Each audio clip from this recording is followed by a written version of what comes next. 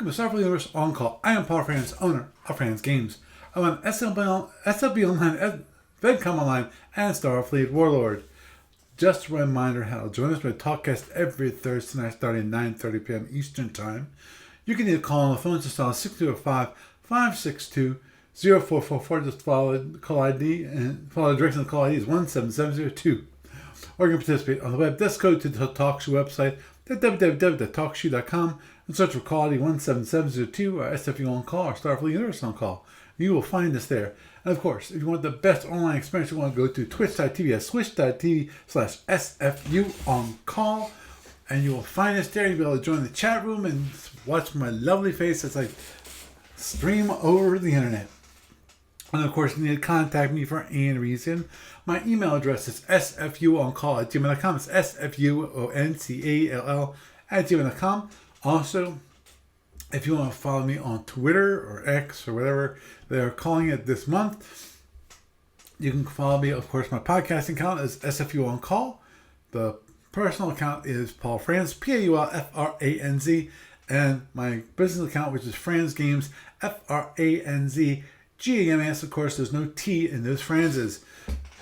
And of course, this lovely talkcast gets to the podcast available on iTunes and various other feeds around the net. Some quick news from ADB this week. That is, ADB is making good progress in the search for replacement for Shapeways. And for those of you who don't know what Shapeways was, is that they would actually produce 3D models from files. You know, they print them out, basically, and then they would sell them. And the AV had an online store with them, so they could have their files that then they would print out, and you would decide, okay, what kind of material you wanted to use, or what high quality or lower quality you want, and depending upon the quality of it, you know, it would be more expensive or less expensive. The one actually I really thought was cool, especially for Romulans, which is the clear ones, so you could easily represent like a cloaked ship, you know. Which is I know it's kind of goofy, but it was kind of a cool one. But anyway, they're looking for a replacement. They actually got some. For those of you who are on Facebook, they actually did print out some. Got some samples from one of the places, and they posted it on Facebook and asked people's opinion of what do they think of the miniatures. Obviously, in my mind, it's always hard to tell how good the miniatures are without actually physically having them in your hand. But pictures are pretty good. You know, that's a way to get out to a lot of people and get an idea of what it actually is. Moving on. This week, found on the online store, we have Battle Wagon 2nd Edition 1984. It goes $15. Now, this was a game that ADB actually created. And as part of the split with Task Force Games, they still had the rights to publish. So they actually have a physical book, the physical copy of that you can buy. And just a reminder of what it is a game which is hex/counter based and not really intended for use with naval miniatures, i.e. it's not hexless, which is better for naval miniatures. It covers everything from the smallest destroyer to the largest super battleship, and covers World War I and World War II. Big surprise, you know. That's a very popular, especially naval.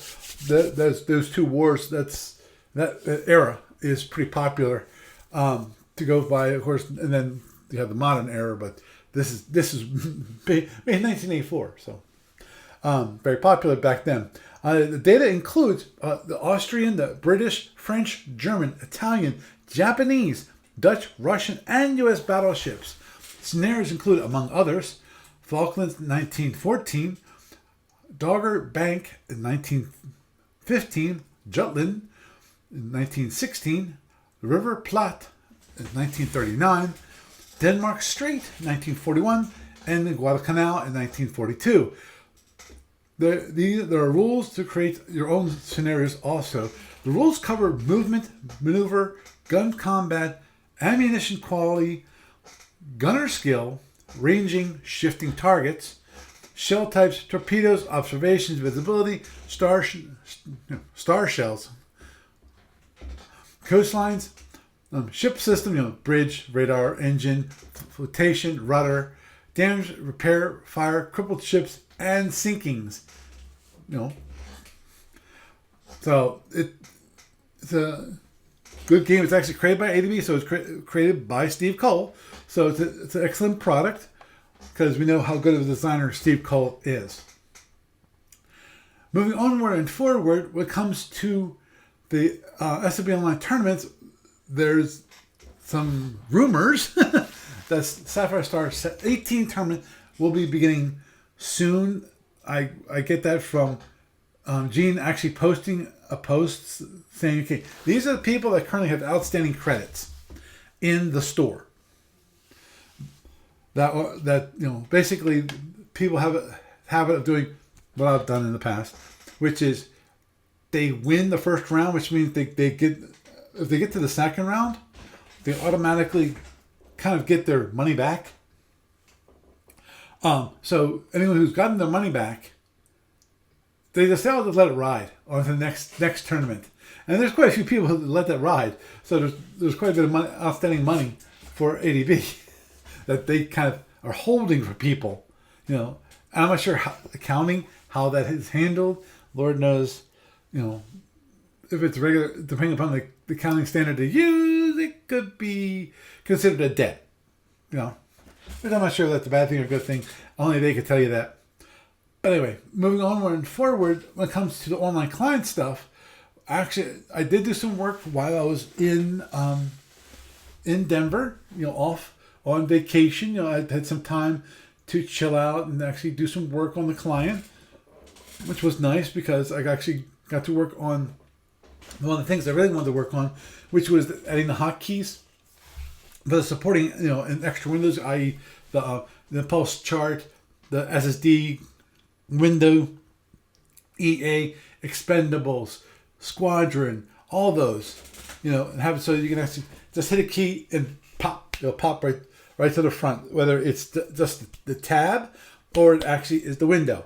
Also added an option, which is one I want, and if people don't want it, that's fine. It's kind of off to the side, and that is the ability to hide the window. So when you bring up the hotkey, bring it up. Okay, hit the hotkey again, then it hides it. It's gone. It disappears.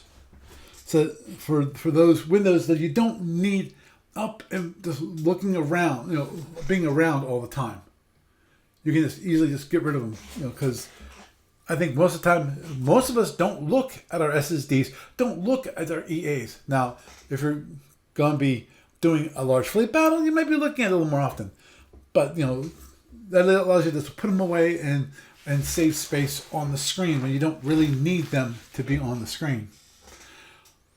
I'm hoping to get that out the door. There's one more tweak I want to add, which is have it so that right now, the hotkeys are pretty simple. When you bring up the window, if you hit the hotkey that brought it up, it'll dismiss it. But if you hit a hotkey to bring up one of the other windows, that doesn't work. Because that's one thing I want to add is doing that.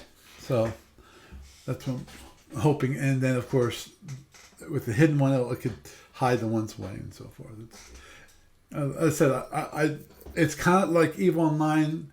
That idea, which I really like, and that's why I kind of stole it. That kind of idea, it's not going to be, lock them in place and so forth on the screen, because that's not what we want.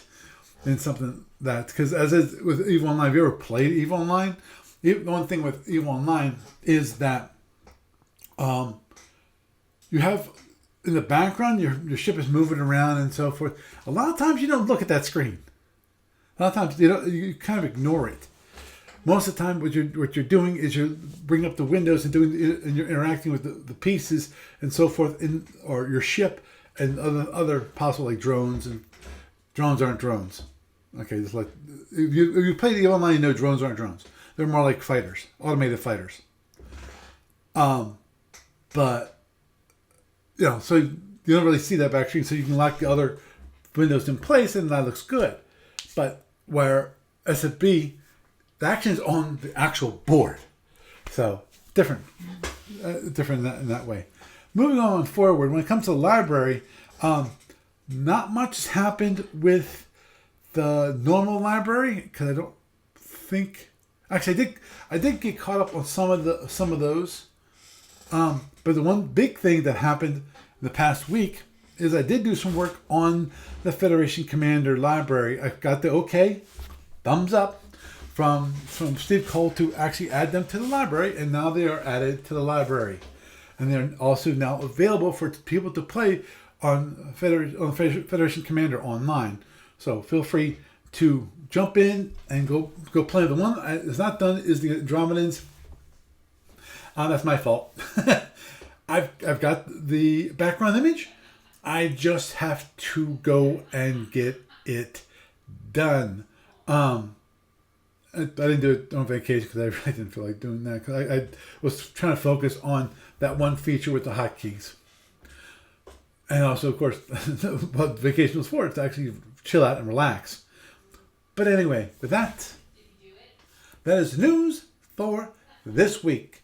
And it's me, so one of Paul from welcoming you to Starfleet Universe on call. And tonight, we have Doug. Say hi, Doug. Hello. Good evening. Howdy. Have my cats, which are one that's right down there, making all kinds of crinkling noises. And I'm willing to bet that one of the local zinnies might also come up and jump on top of me, and then we'll have all kinds of fun. Minorly annoyances. But anyhow, yes, I'm back from my vacation, and I'm hoping that I remember things. Because to those of you who are just listening to me live, the interesting part about earlier today was that I actually was doing the recorded news portion, and I half forgot exactly how things go. So, and no, I don't have everything written down. So if I ever went on a long vacation, I'm sure I'd have a really rough time starting. And I thought I've done that in the past, I know, which was for, oops, let's see if I can unmute him again. The other part of the hosting party is Jeff. How you doing, Jeff? Hi, Jeff. Hey. I missed the start of the program? No. That okay. And forgive me for not, I'm assuming you were kind of hanging out there for a while. Yeah, I was. I was scratching my head going, is he not back yet? No, I was back. It's just that I was doing something in Discord, so I didn't see talk shoes, and therefore I didn't respond to your request to be admitted. Physically, he's back from his vacation. Physically back. Mentally? Well, I'm there. We're all mentally on permanent vacation. We're gamers. Oh, I wish I was a little more vacation. That's one thing. I have not talked to my wife about it yet, which is I've got an idea, but I want to run past her first, which is the weekend after the election, go camping. Get away from the world. And why wait? Oh. Don't tempt me, man. Don't tempt me. Considering where I live and what's going on, I think I'm going to spend the vacation or spend election night in the bunker, waiting for the purge to start. Yeah. Yeah, understood. We'll let it go at that point because this is not a political podcast, and Lord knows I don't want it to start to be. Because I don't think I can be good not as political, but very well. Understood. I could never be as good and even-handed as Justin Robert Young on the Politics podcast, who is great. Basically, he sees politics as basically the great game. Yeah. Yep. When you come down to it, there's no other way to really look at it when you have people that can turn around and intentionally twist their perceptions such so that their dogma is is validated and yours is invalidated, Yeah. regardless of reality. Oh, agreed. Agreed. And The big problem is, without turning it into a political thing, is that you have people that treat it as the big game instead of, like, I Yes. don't know, actually a civic duty thing. So well, now we, yeah, that's but basically it. right now we're talking about a 99%. politician versus a legislator.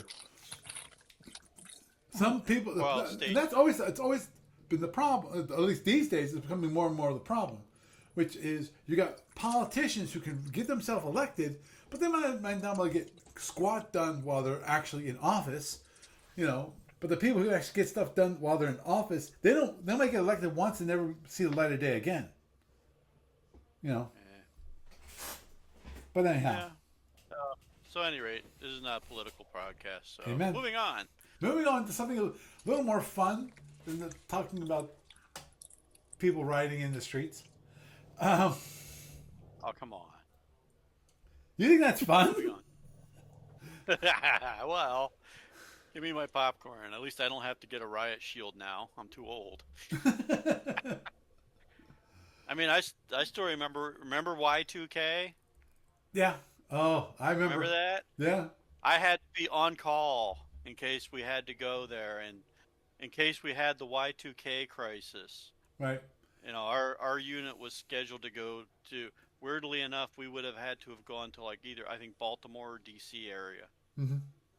instead of, like, Pennsylvania, because this weird way they do it with the National Guard, they don't want people apparently having to guard their own hometowns. But That makes sense. That makes sense. Yes, because it's hard to be dispassionate in your duties. oh, I could be quite Yeah, dispassionate. not to mention the fact that if you're guarding your hometown, it's a little too easy for the guards in question to dig out 20-year-old vendettas and decide that somebody has got contraband Now or hush some you. other thing they can sweep under the room. Hush you. Understood. Oh, am I Yeah. telling secrets? Oops, sorry. Yeah. Erase. No, let's not talk about the Y2K, because here's the thing. Here's the thing that drives me freaking nuts. Which is people saying, oh, Y2K wasn't a big thing. You didn't see how much freaking work the developers and all those people what they were working on in my case, almost a decade before it actually occurred, because the product we actually produced, it was designed for like 5 to 10 year projects. So we had to make sure that ours worked before Y2K ever came around. But we Really interesting. all the developers working the hard work and praying that they got everything when Y2K came around, that they didn't miss something. Oh, I'm actually wondering exactly how bad it's going to be in 12 years, Understood. because nobody's going to remember the Y2K thing except intense Unix nerds when they realize the epic is ending. Yeah. Well, The Unix epics ends in 36. It's going to be well, weird. yeah, and I'm less worried about major computer systems, because those epics have been changed to be 64-bit from 32-bit. The time, Mm-hmm. but the 32-bit machines still only use 32 bits. What are most of those machines? Are lovely IoT devices. So, Including the IoT that was before the IoT, like all of the interconnected machines that work to help make the banks keep the ATMs going, like all of the Vita route devices that help keep that order gasoline on demand at the various gas stations across the country, and all kinds of embedded systems that are bespoke all over the place. It's going to understood. be crazy. It can be. We'll just have to wait and see to make sure that all those systems are identified early and replaced early. And this is going to be one of those things that's like, okay, guys, you can't save money here. What? What heresy is this? Because it's either that or you're going to be out of business. It's really simple. Okay. Yeah. And with Like that, they'll kick that can down the line. yeah, That's going to be the next guy's problem. right. Yeah, Well, we I really won't do like need to get Perry. going because I'm going to turn into a pumpkin at 2300 your time, Paul. understood. Aw. Well, 20 my time. I'm hoping the podcast is over. Me too. Cause that's 11 p.m. for the non-military, um, and right now it's 10 minutes of 10, and usually I get this thing done by 10:30 to quarter of 11. So at least this part of it, me putting it all together and shipping it out, that's different. But anyhow, I'm surprised that Gary did not show up this evening because one of the initial topic for this evening. Let me bring it up, which is it's going to be a short topic, which is E Andro War. One thing that Steve Cole did this week, which was he was getting data together. One thing he did ask Gary to do, which was to gather a preliminary list of published historical sources, which needed to create E Andro War. You know, and Gary did a very good job in gathering all those pieces together. And then who was it? Ken Kaczynski. He gathered all the SFU scenarios, which involved Andromedans. Wow. Ahmad said, I don't have it anymore, but Captain's Log number 5, he thinks, had a couple Andromedan versus B10 encounters. This was actually Captain's Log number 6. I'm going to buy the PDF version on Warehouse 23. Lord knows I like Warehouse 23 versus Working Vault because the Working Vault, if I recall correctly, has actually copyright like plaster all over the place. Well, Wasn't there like Operation Cavalry or something like that? That Scenario where I there do was believe like that was. I do believe that was. Yeah, that was one of the Andromedan scenarios. mm-hmm. it was like a B-10 on one side with a supporting fleet and a Federation like carrier fleet on the other. And they were trying to knock down a stellar fortress with a fully alerted temporal ladder. Something. Oh, that's the campaign. Yeah. That's the campaign thing. No, I was thinking there was a scenario that was next to a gas giant. Oh. Where they had basically those two fleets. Yeah. And Andromedan, like their biggest mothership, basically. The Dominator. Dominator thing. Yeah. Maybe 2 Dominators. I'm not sure if it was 1 or 2. Yeah. There's multiple. I don't remember that one. I remember playing it. That was an interesting day. Yeah. Oh, that might be it. Giants Among Men. Not sure. Okay. It says SD 1.0, but I don't think it's actually SD. It's probably SG 1.0. Don't know if that is or not, but yeah, Ken did a good gathering all the scenarios of SFB, which is really cool. But anyway, I just want to bring it up, just overall that Steve Cole is starting to gather together things now. He doesn't want help. He doesn't want us to really discussing, what would be the best way of doing it, E Andro War, what would be the worst, and so forth. He's just writing out notes out to people to look. Currently, he mentioned that I'm currently spinning up notes for a 2026 Andro War release, i.e., 2 years from now. Okay. I will not publicly present notes until I finish reading this topic, talking to Steve Petrick, and doing some reading/research, i.e., probably some of those scenarios and things like that. By the way, there will be a counter for each satellite ship, which will be kind of cool, I think. He mentions one of the notes he writes up, which is the battle force line, the battle line, because I know Doug and I know you know how it works, and Jeff, I think you know how F&E battle lines work, correct? Yep. Okay, but there's some suggestions. He posted that there were some suggestions when it comes to balances, including David Lang. I'm not sure if you guys know who David Lang is. Name sounds very familiar, but He actually at one point had F&E online, which he tried. I tried to integrate the online client with many years ago, and I don't know whatever happened to that. He probably stopped even trying to do that long ago and far away. Okay. But yeah, actually, even Gary Carney isn't here. Gary Carney reminds me that the Concreator. I don't think that's possible. Co-creator. He says Concreator, which is in module R11, and then Mobilator use this procedure, which is for the NWPs.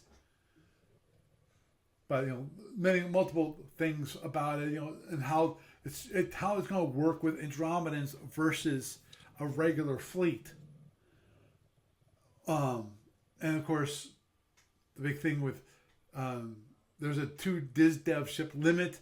But the thing is, could a mothership out of the battle zone sending satellite ships into the battle? That's one thing that could possibly happen. Of course, in theory, you can actually have more than 2 DizDev ships. In theory, Probably the way it would work is on the battle line. You're limited. You can only push forward on the battle line ships equivalent to what the command rating of your flagship plus whatever bonuses you pay for allow you to have. Anything else is in the battle, but not on the battle line. It Right. can be brought up between turns, but it can't be targeted, and it can't do anything.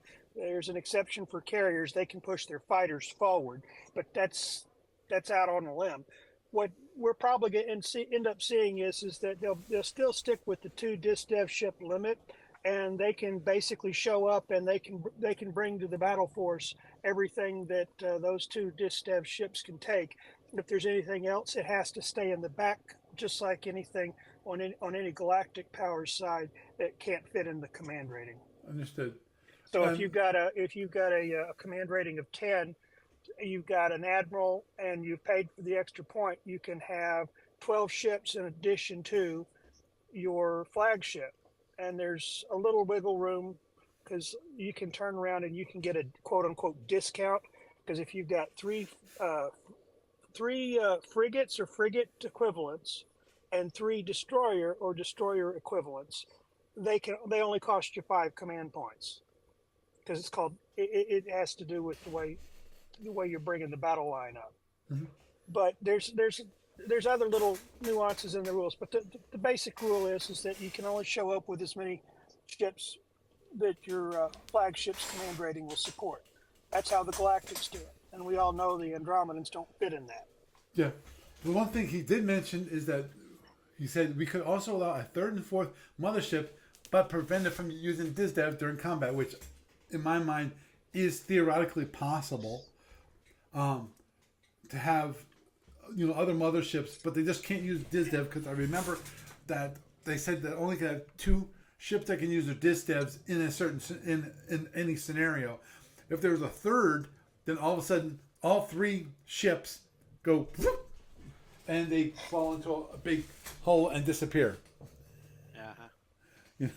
And the sad part about it is that the 2 largest motherships, with all the satellite ships they have, cost so many points that if you get an equivalent force of galactic ships from just about anybody, you end up with almost a 2-to-1 advantage over and above. If you don't count the command rating limitations, it's crazy. Yeah, the funny part is I'm bringing some of this stuff and other ideas. Hi, Kitty. Yeah, I knew that this Disney was going to show up. Yes, you goofball.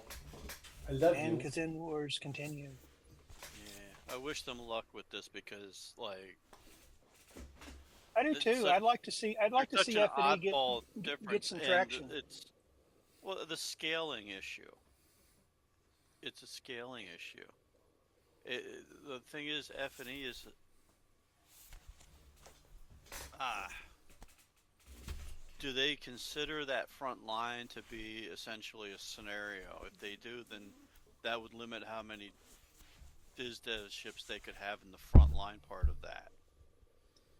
And it It's would be not hard basically and like fast, but unitary. yes, they consider So each yeah, round of F&E combat to be be a roughly scenario equivalent to essentially. a So yeah, scenario in Starfleet so battles. yeah, that pretty much answers the question then. So they're going to have, they could have them in the backfield as many as they want because that's it's it's it's a My area guess, space thing. It's not a tactical. They're all in the exact same area thing. Right. So it means only right, They go into that only front two line diz and dev they ships fight. can use their diz dev only abilities. on the line. You know. Yeah. I would imagine it's only two DisDev ships on the line, and if there's a third or fourth mothership in the backfield, that they might have a limited capacity to push their satellite ships forward, just like carrier groups can push their fighter factors forward, even if the carrier in question is not participating in that round of battle. Mm-hmm. Understood. Yeah, sure. Yeah, there's 10 other ideas like diz dev removing enemy ships from the battle line, pseudo sats canceling some directed damage, energy modules protecting motherships from some damage. Power absorber panels might absorb some of the enemy damage and also reflect some damage points back at the galactic fleet. I would think that would be limited to when they actually have one of their maulers as part of their fleet. That brings up something else in F&E. Maulers in Starfleet battles they're really hard to employ really well. Right. They're really great for a couple of things, and they're really good for base attacks, but they're not good for much else. However, in F&E, they have a special ability which really makes them rock stars. Mm-hmm. And without going too deep in the well on that, if they do what I think I heard them mentioning last year at StratCon, there was a little crosstalk on it, and one of the things that was brought up about possible uses for an energy module is you would have a capacity to store damage points that your fleet had suffered in the energy module, and use it later. Well, if you had a mauler in your fleet, they could go through the energy absorption process and then convert that back out. Right. So it's going to be interesting to see how they want to do that. Mm-hmm. Yeah, but the reason why I bring up these other ones is mainly to point out that my guess is that not all of these will take place because you can't try to bring up every single unit that's part of the Andromedan fleet, like pseudo satellite ships, like energy modules. You know, I'm not sure if those. I don't know if Steve Cole was being serious or not, but one of the things I think I heard him say was that he kind of regrets the fact that the history and the rule is two DisDev ships. Mm-hmm. I think what he was hinting at is that there was a part of that should have been there that wasn't, and that's two DisDev mother ships. So that if you've got one of the rare ships that has a DisDev but not a hangar bay, it wouldn't be included in sewed limits. But yeah, you're right. There's a lot of fluff. There's a lot of fluff around the edges in F&E that most Starfleet battles players never pick up and use, like fleet repair docks, like high priority transits, APTs, all kinds of stuff that are just the bread and butter units in F&E that you have to worry about and push up to the line in order to do what needs to be done. But in Starfleet battles, nobody ever does anything with them, even if there's SSDs for them, simply because who wants to turn around and spend all the gaming session shepherding a freighter around while everybody else is blowing up stuff by crashing cruisers? Understood. Yeah, the one thing you mentioned also is drone bombardment probably will not work. It's like, and then No. and also mentions prime teams won't be effective against Andromedan, which I can totally get on the regards of the PA panels. But the thing is, Andromedans will have prime teams because we know that their marine bots can go through the panels. Right. Exactly. They can go out. They just can't be transported in. Which is I always like the description of that. Which is basically Actually, I think they can because you can recover a satellite ship by transporter. yes, you can. Yeah, but that's from the ship that it's being transported from. I mean, into. It can operate its transporter out to outside. I'd have to double check, but I think that the Andromedan Marine units are capable of hit and run attacks, which requires the unit coming back. I don't think there's a special provision for Andromeda hit and run attacks to be totally suicide runs. Right. Yeah. I'd have to look at that, but the one thing that I really I saw in the rules, which was I always thought was interesting, just because it's actually almost comical to a certain degree. Some people might not find it comical, but I find it comical.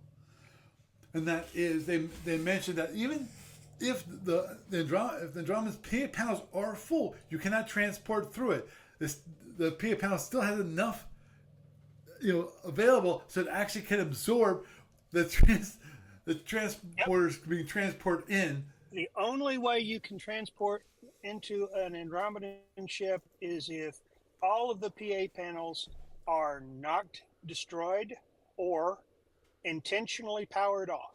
Correct. That's correct. But the reason why I find that funny is that I can imagine someone trying to do that, and all of a sudden, the people they're transporting into the Andromedan ship, they get absorbed into the panels, and then they're lost because they're left as just pure energy.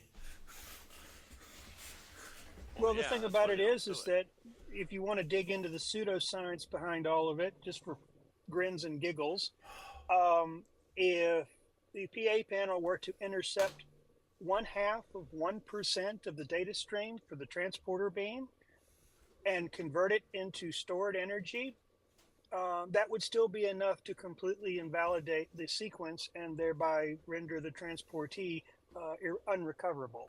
Right. Oh, agreed. And here's, to me, and Oh, jeez, crap, cat.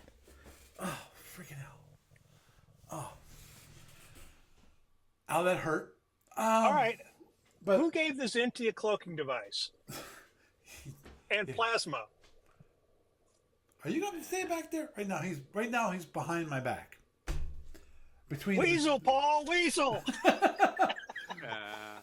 But okay, get into the thing. The real reason everybody tunes in. This I have whole a Geek Advice metaphysical issue with transporters in Star Trek. And that is that to me, what happens when you transport somebody? You break down their body into energy. Yep, you convert them to energy, which requires basic destruction according to the laws of physics. Right. Now, here's the thing. Where does a person's soul play in that? Oh, good God. Exactly. Yeah, the whole Captain Kirk's been here's murdered a gazillion times in every episode thing. Yeah. Well, the thing Yeah, is you that there is some lore on this topic, and the thing about it is that Roddenberry was a closet atheist for at least part of the time the original series was being produced. I don't remember. I don't know that I have details on the rest of his life. And the thing about it is that since he believed things that way, and he didn't really want to get into the religious side of things, he tried his best to avoid it. Yeah. That it just didn't encumber him. And if you look at some of the documents that were floating around about how they wrote those episodes and those shows and everything else, anything that did not have creative power on the episode they were shooting right then and right there, they didn't have room for it. And so that was just another little side effect of the fact that the transporter was a way for them to save money. They didn't have to build an expensive shuttle set and use it every 2 or 3 episodes. Right. Oh, understood. But to me, that's basically what you're doing is Yeah. they're they're killing the person, and if to me the soul is connected to that person, and then when you transport it, I don't. I mean, once once it's disconnected, the body is disconnected from the soul. I don't think you really can reconnect it, which means it's a soulless entity on the other side. Well, here's the other side of the equation, and this is one of the things that I heard referring to what somebody was referring to as the Tron paradox. Similar concept Yep. was that in one of Orson Scott Card's later Enderverse books, they talked about a concept called the Iua.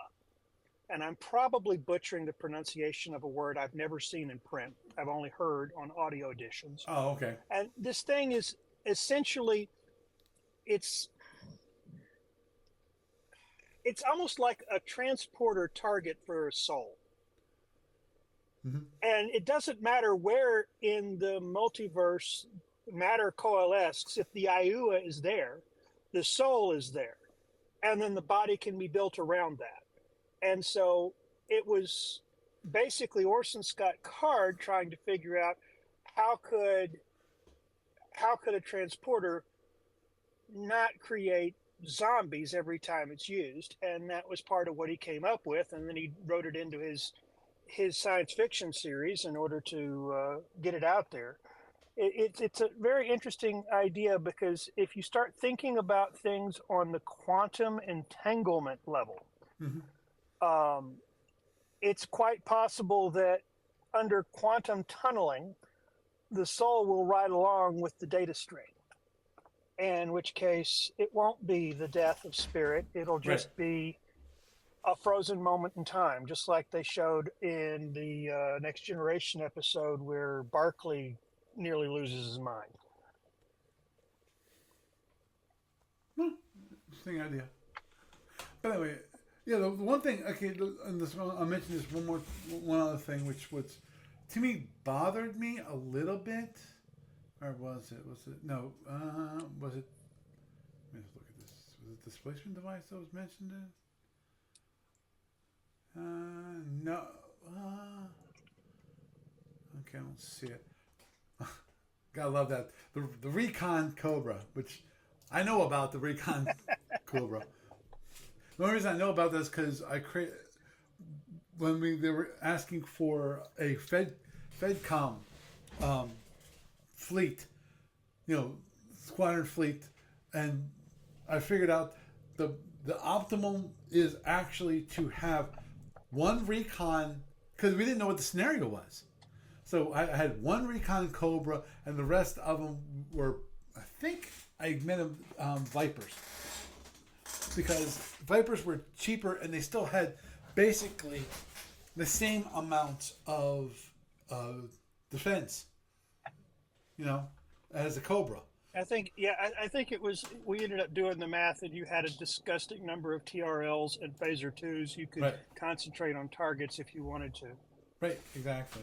And it overall, I'd have more ships, therefore more defense, therefore it'd be harder to kill this, my squadron. Okay, I don't see it. I know it's here. I'm not going to spend the whole podcast looking for it. Which was the one thing that bothered me, because now since you guys know FNE and I don't, I want to talk about it real quick. What is when it comes to normal galactic what's the high speed movement? Strategic movement. Mm-hmm. Yep. My understanding and my remembrance is that the maximum movement is 6, correct? Normally. No. If No. in theory, Normal movement is 6. You can go but the high-speed 6 trail is different. away from the last resupply node you're in contact with. So in theory, if you've got a valid change of resupply codes, you can go all the way from hydrant space to the ISC capital in one turn on strategic movement. Right, that's what I was going to get to. Yeah, the thing about it is that you're only allowed 6 hexes of movement under what you might consider combat move, your pre-combat movement, your tactical movement, so to speak. Your strategic movement, you can go 6 more, even if you moved for combat. If you didn't move for combat, you still get those 6. But the thing is that under strategic movement rules, if you hit a resupply point before you run out, you can start your count over repeatedly. So it's like, okay, I've gone 5, I've hit a resupply point, I can go 5, I've hit a resupply point, I can go 6, I've hit a resupply point. And so the scenario we were doing at StratCon last year was one of the things that was going on in the first turn was trying to get a valid resupply point set up so that the Klingons and the Romulans could strat move across the southern edge of Federation space.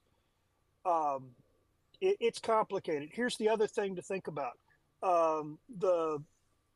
From back in the 90s when I first started playing SFB, the happy thought was that every turn in Starfleet battles was roughly equivalent to a minute more or less. Right. Well, the turn in Federation and Empire is roughly equivalent to 180 days. You have a spring turn and a fall turn. Right. So you get 2 turns a year. So with 180 days, if you've got enough fleet provisioning sitting out there waiting for the ships to come through, then you can run at high speed across the galaxy as much as you need to. Mm-hmm. And that's what bugs me. Okay, 2 things. What? Number 1, what? Okay,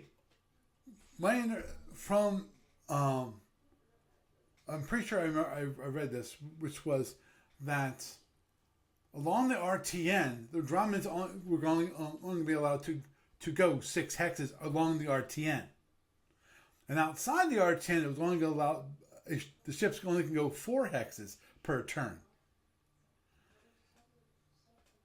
Excuse me? Okay.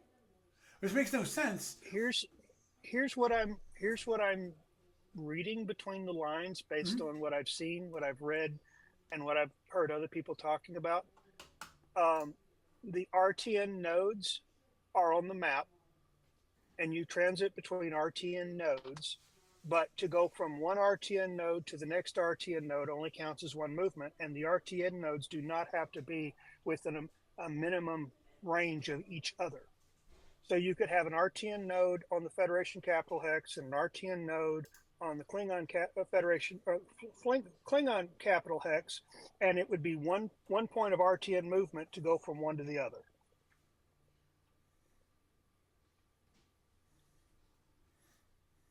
And as the Andromedans develop more RTN nodes, it just allows them that much more flexibility with how they use those 6 points of movement.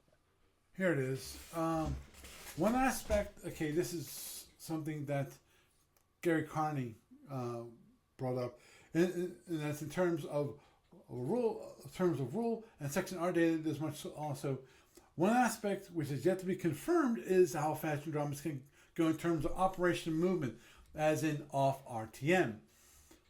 All that is known is that it's somehow slower than a 6 hex a turn modern standard for modern GURPS Prime Directive Level 12 warships in Alpha Octant. But according to MS 1.26 on Module C5, is as fast as operational movement as for native Magellanic empires, whatever that might end up being. I tried to dress obliquely in the Darwin story in CL55, but took care not to lock in operational speed preemptively. Personally, I favor a setting of 4 hexes per turn. I think that's where I got it from. So, The other thing I remember, I think it was Joe Stevenson mentioned quite a bit at StratCon, was that yes, it'd be the operational movement would be 4x's instead of 6, but with a displacement fleet that you could displace at least twice during your turn, and you could displace over a number of hexes, which had yet to been determined. Which is how that 4 movements of regular movement would actually allow an Andromedan force to move faster and ergo farther than a galactic fleet. Meaning that if you set both of them up, the Andromedans could get farther than in their four moves than any alpha octet power okay. could do in their 6. There's a lot of things that this is one of those topics that Steve Cole has always played close to the vest. I think he learned his lesson with the tournament crate and how that had to be continually redeveloped and redesigned and tweaked, and it made nobody happy, including him. And Oh, I think he knows that the Andromedans are fun to play because they break all the rules. He also knows that the Andromedans are not fun to play against because they break all the rules. And he's trying to actually keep things balanced enough that it's not about picking the pay-to-win race. It's about playing the game. right. My assumption is that along the RTN network, unlike the supply network, which, if I recall correctly, requires that the supply node be within 6 hexes of another supply node. Correct. What are you doing, Ken? From what I'm understanding, Right. That the RTN network, understanding those is that nodes the could then be. I would think they would be able to be farther distance between each other. from my understanding is of the RTN is it uses a different dimension of space to travel through, where the galactic distances don't matter. This is how the Andromedans left their home galaxy and made it to ours in anything approaching reasonable fiction level times. Because when it comes down to it, nothing can exceed the speed of plot. However, the writer in me couldn't pass that up. The thing is that the RTN basically is they're set up wherever they're set up, and you can go from one RTN node to any other RTN node on that segment of the RTN network. And the thing about it is that the segment that they discovered, when the galactic powers finally got their stuff in a sock and their ducks in a row and started actually being able to go after the Andromedans in the official timeline, they were able to follow that string back after they were able to reverse engineer how to get onto the RTN and make use of it. But the thing about it is that it would be a lot like the difference between using a train to get your army into position and using a fleet of C-130s to get your army into position. The intervening terrain doesn't matter to the aircraft. Right.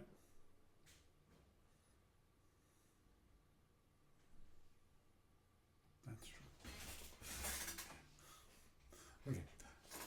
Sorry, I was reading a quick thing about Operation Unity campaign in Module C2 has several updates and revisions. Posting campus log number 30, 36, and 43 in order to account for a host of new ships and new empires which did not exist at the time of print of the original Operation Unity. It's like, yep, that is very true. I know it's not Steve. Gary mentioned the one where basically the Galactics were the timeline where the Galactics actually were defeated by the Andromedans, which is the true timeline that until the Darwin went back, if they just would have killed it, we would have been much better off. Ah, Uh, and there was also another operation in that timeline, which is kind of like Operation Unity, but basically kind of a last ditch effort to defeat the Andromedans by going to the Mid-Atlantic, the LMC, less or yeah, Lesser yeah, melagenic cloud. yeah. Yes. mhm. I can't remember. I I forgot what Operation began with a C, not Cavalry, something What? else. Anyway, Cavalry. Operation Cavalry. I don't think sure it was Cavalry. Eh, pretty much. Okay, Pretty it sure. might have been in Probably. module C3A.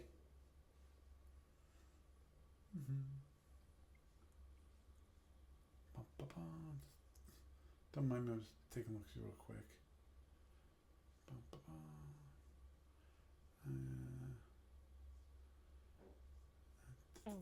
Don't- Oh no, here it is. C3 also include a breakdown of the dark future timeline to include referring to the failed Operation Condominium. Condominium. A grim correlate to the historical Operation Unity campaign, a number of events from this timeline or glimpse in the passing of the Darwin fiction story in CL55. That's what I was thinking of. Operation Calvary is a actual doesn't include the Andromedans. Oh, it But- doesn't. Oh, okay. Yeah, Operation Calvary Right. is a different one. I know that actually is. I think that's a campaign. It was either that or it was And a I think scenario. I you're forget correct. which. But I know there is one that is called that. Okay. Sorry. That's okay. That's okay. It sounded familiar, and it's like, oh, that's what it was. Like, no. This. I don't think you've read actually Module C3A. I just remember on the drive back from Origins, me looking at Module C3A while you're driving down the road on the way back from Origins. That's such a long time ago. Yes, it was quite a long time ago. But it was only yesterday. You want to talk about a long time ago? The place where I currently work, I just got notified this past week that I've been with the company for almost 25 years. And I went, wow. And the only reason I've been with the company for 25 years is because they actually acquired my last company. Wow. And the funny part is actually that all the companies that I have worked for since I left college has been acquired by the corporation which I currently work for. Wow. There's something sad about that, but I'm not sure I want to go down the rabbit hole to figure it out. Well, no, it's called being old school. You work for one company for all your life. Well, I was thinking more along the lines of one company coming in and gobbling up everybody with original ideas. But I'm coming up on 10 years with my company this December. Wow. Well, congratulations. Yeah. And it's been a journey. That's no pun intended. Well, I understand you. Wow. I still remember when R5 battleships hit the shelves. We were all excited about that. Mm-hmm. And first thing we did was three of us bought copies of it, and that first weekend we were trying to figure out exactly the right way to fly the ships, and then we were all doing things like we were all being very judicious about making sure to mark damage only on the part of the ship that would get left behind when we converted from a crippled battleship to an operational new war cruiser. Right.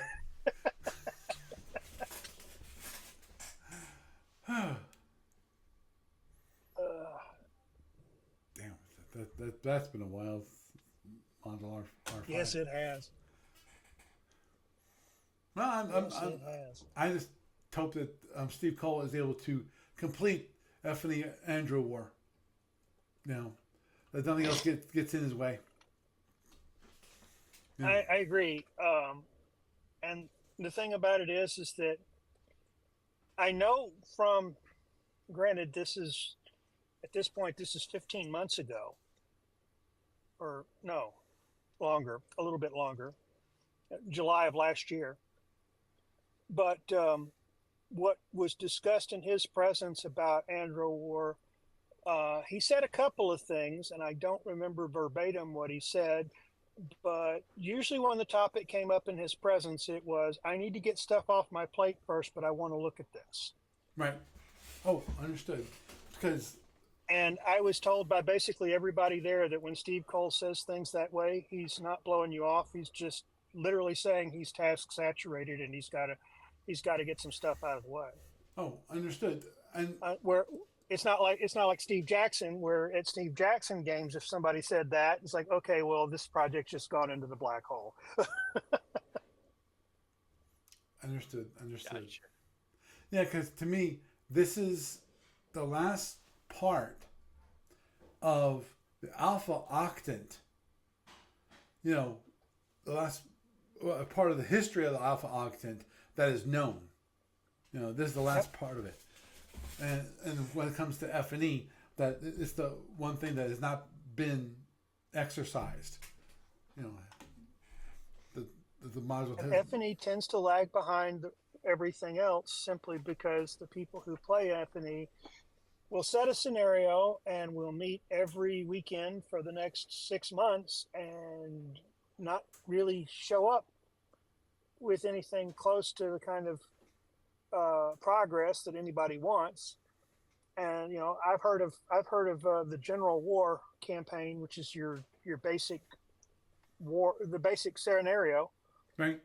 in F&E. I've heard a group going 3 years and not 3 years of real time and not finishing it, Wow. even though they were meeting every weekend. You know, 48 plus weeks a year. And the thing about it is that the complexity is there. Yeah. It's like it really is. It's not nearly as complex as Starfleet battles on the granularity, but at the same time, you've got all the little gotchas that you have to watch out for. At the same time, you're doing everything else. When you start worrying about stuff like reaction movements and fighter resupply and drone bombardment factors and economic points and deficit spending and there's just a bazillion things that go into it. The so-called energy allocation of F&E is not any less painful than it is for Starfleet battles, because there's never enough to do everything you want to do. Understood. So, Yes. And I wonder if when it goes that slow, that maybe they're not spending enough time each weekend.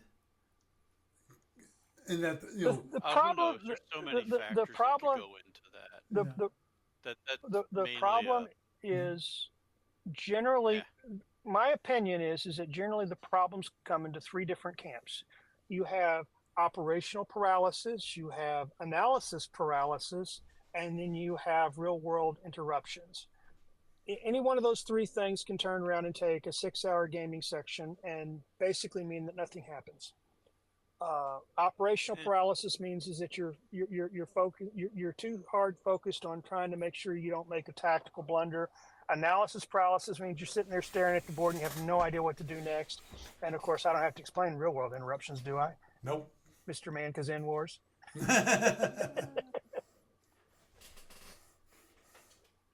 But that you know, if you've got a good group and you can put together everything, you know, you can play around F&E in a couple of hours, and that's both sides. Mm-hmm. If you don't have a big group, or you have a case of too many honchos and not enough sailors, then you're not going to go anywhere. And that's just one of the things. It's one of the things it's one of the reasons why Starfleet battles, Advanced Squad Leader, and similar war games are particularly popular with military trained minds, and because they learned how to deal with small or short, medium, and tall brats in their careers, and so dealing with the same kinds of personalities in the war games is second nature to them. It's familiar without being it's not without feeling like you're going to work.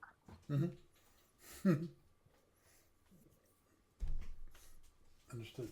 Yes, what is it? Okay. Pay attention to me. Yes. There. I'm the star of the show. What is it? You goofball. Feed me, human. Oh, that is truly the case. Because normally I give them their TREATS like half an hour ago. Lord, that furball have its own They're holding gravity up their well? treat time. How horrible. How can you pick up that feline singularity? Can you say hello? See, they're over there. See, they're over there. Oh, yes, you are frustrating. I love you. What? What? Sorry, those people on the on the audio stream. They can't see the kitty who's being a pain in the butt, which I'm currently holding in my arms. Yes, for those of you looking for the audio descriptions track, what's going on right now is feline appeasement. The host is appeasing the feline. He started chomping on me, so it's like, okay, you're done. Yeah, to say the very least, my daughter had a minor issue. When we were gone, they had 4 cats and 2 pairs of hands, only 2 hands. Aw. Yeah, That becomes a problem. just a bit. Yeah. And when we got home, he was more than happy to just hang out with me all the time. So, big surprise. But anyway, I think, why don't we just wrap it up here? I was going to go at another topic, but obviously I didn't expect us to be discussing an Andro War that long. And Surprise. yeah, surprise, because I know the other topic is going to take quite a bit of length. At least I feel like it will be. I might be wrong, but we'll find out the hard way next week, because I will bring up the topic again. But so Andro War, it's, as Steve Cole mentioned, is that what he mentioned here? Note to RB. Yeah. Note to RB. The Andros have all the toys they need. Let's see if he agrees. No, they don't. I don't hard like part- changing don't. combat The hard procedure part- as significantly as would we need to allow the Andromedans to ambush ships not in a battle force. Satellite ships need warp booster packs, and everybody needs phaser one. Oh, don't get me started on that. Oh my. Who was it? I was talking to somebody and it's like, I will not play the Andromedans until they get phaser ones. Okay. I was like, really? Like, okay, not a problem. It's like, you do understand. You just made your battle group very happy. Yeah. Yeah, no problem. No, It's like, no you do problem with that, understand, pal. truly, the phaser 2s that are in Andromedans are not really phaser 2s. It's a simulation of what the damage is shown from the Andromedans. It's just an equivalent. Yeah, and they're one of those people that was really ticked off when the whole thing happened with the Captain's Edition. Yeah. I I always wondered why the Andromedans didn't get something like some kind of chaff dispenser on steroids. They've got all this wonderful transporter technology. Why couldn't they transport solid ball bearings into the known paths of drones and give them the chance to kill Shut the up, drones engineer. tables similar to the ADDs. I know. I had as Or why part. can't they just displace all the drones? There you go. As a group. All the drones in one hex. Well, No. Considering think these guys in got Federation Commander, if you get more than how many drones together in the same X, it suddenly becomes a swarm and therefore is a unified entity for such actions. Exactly. There you go. Yeah, well, actually, one of the things I Look, they had to be beatable somehow. True. Yeah, I'm not sure if you guys like, remember. Look here, you want to engineer the game to death, just keep that shit up and the Andros would be completely unbeatable. Yeah. So. Well, I like playing the Andromedans, so I don't see a downside here. Well, there's that having other players to play with thing. Minor issue. But there you go again, using logic on me. I know. Wow. I'm just looking at the original postings for this thread back in 2003. But anyway, I'm not sure if you guys remember many years ago when there was going to be putting out Module C3A that actually Steve Cole put it out to everybody. It's like suggestions on crazy ideas that the Andromedans never did, but that the Galactics might have thought they might have done. And I had the crazy one, which was basically Andromedans with drones. The whole idea was that they collected these shuttles and these drones from the Galactics and went, they saw how they were used, put them together, and then they would transport these guys out, and then so you have prepackaged scatter packs that you could transport out and then launch the drones from that. That's frightening on a variety of levels. Imagine that, imagining that actually could happen. Now, of course, the issue for the Andromedans is that since they're not a seeking weapon race, unless you had a scout there, you really can't control that many drones. Aw. But would you really have the thing about it is that I don't think the Andromedans would reconfigure their motherships or even their fighting ships for drones. I think the way they would handle it is that they would turn around and they would take the chassis, just the chassis of an energy module, put the drones on it along with the necessary control infrastructure to control said drones, and then launch it like you'd launch a drogue. And then it would fire its drones and either be recovered or abandoned. Oh man! Just like a scatter pack. Right. And I think that's probably if the Andromedans were to ever get drones, that would probably be the Achilles heel they'd have to have, is that the module that launched the drones would be the vulnerable point, that it would count as a single control channel between the mothership that launched it, but it would have enough control channels internally to control everything it launched, like like any of the fighters with specialized rails, like the Federation F-14. It can ripple launch everything it's got in a single impulse at a single target and control everything itself. It just can't hand anything off. I think it can hand off its standards, but it can't hand off anything on its special rails. I know that much.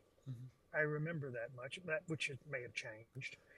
But the thing about it is that that's about the only way I could see that ever working. Displace its drones. It could use one displacement action to launch its drones instead. You probably want to use transporters versus. Now, here's an idea that I just thought of, which, obviously the Andromedans never did, but I can see the Galactics thinking that might occur, which is the Andromedans deploy a mine layer, or more, yeah, mine layer ship that basically had lots of transporters and lots of mines, and then would just go out there and transport all these mines, like the T-bombs, all over the place and lay down a minefield really quick as a protection layer. You know, that they, and then the mothership would go, okay, transport that one. Instant minefield, just add Andromedans. Exactly. No. Just add your enemy ship. Yeah. Yeah. But I thought I always thought it Throw was out really, Drew. really, really Uh, silly, the insane limits on T-bombs that Andromedans were allowed to carry, since they were the ones that were arguably the best equipped to actually employ them. Yep. Yep. I wish I would have thought about that idea for C3A. That would be a neat idea. Another idea that was I've heard talked about is give Andromedans a baby T-bomb that's good for 5 points in the hex it's dropped in, and 1 or 2 points on the surrounding hexes. It's just for anti-fighter, anti-drone work. Mm-hmm. And that might be something we could potentially talk somebody into one of these days, but somehow I doubt it. Yeah. Because like a certain someone on this podcast said, they got to have something they're not good against. Got to have some way to beat them. True. With a stick in their sleep is not a good answer for that, though.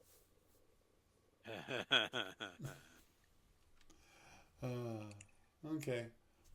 Well, with that, we're going to wrap it up for this evening. Jeff, it's always a pleasure to having you around. It was fun. Yeah, drive safely Good out night, there. everybody. And I'll do that. And you have a good night. yeah. Doug, you made it.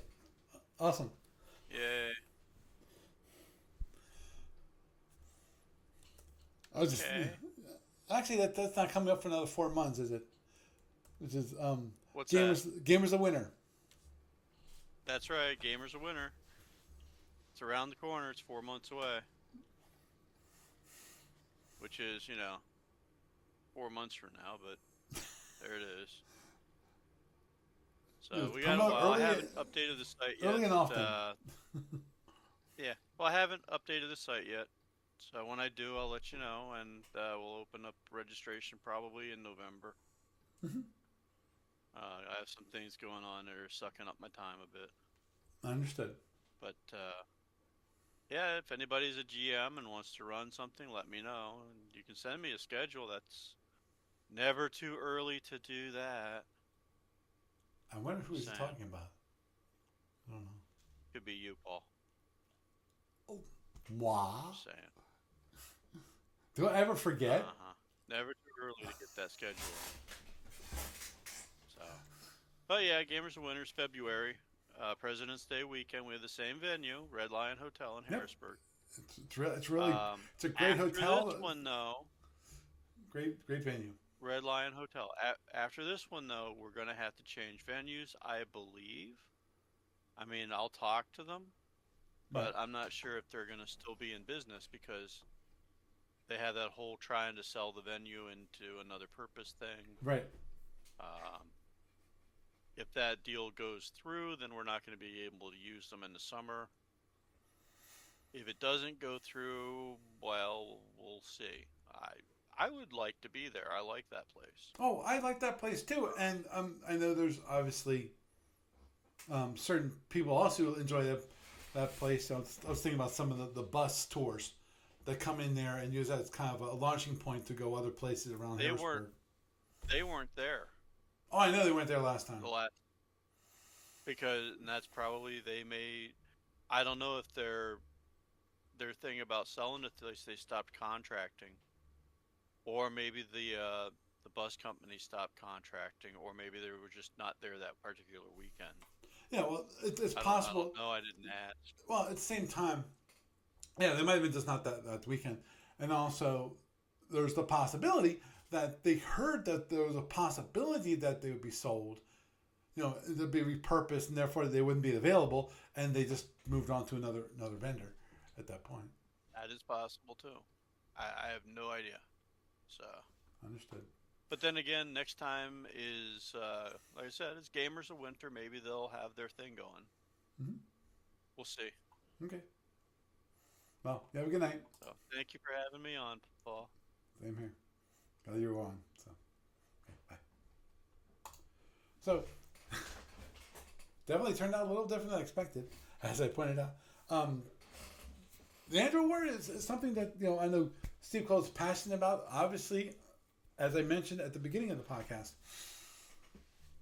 that he doesn't want discussion about it, and we really weren't discussing. Oh, this is how it should be done.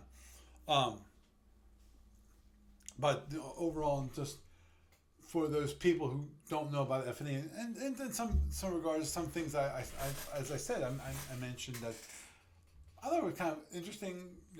Obviously some things that I kind of disagree with. Maybe I'm thinking of it wrong. That's easily possible. But obviously it's gonna be a while. It's gonna be 2 years before it comes out. And as I pointed out before, yes, I hope it does not get delayed further, because I know that Steve Cole's had his medical issues.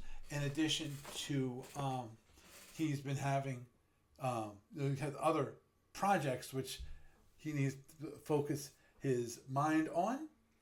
Because it's a small company, and he does pretty much almost all of the design work. Obviously he's got, especially in FNE, he's got lots of volunteers when it comes to helping him out and getting things settled and so forth. But even then, he said, do not give me suggestions. I'm still kind of getting it all set in my own mind. That's what Steve Cole kind of pointing out to. So, anyway, with that, I am Paul Franz, and I bid you a good night.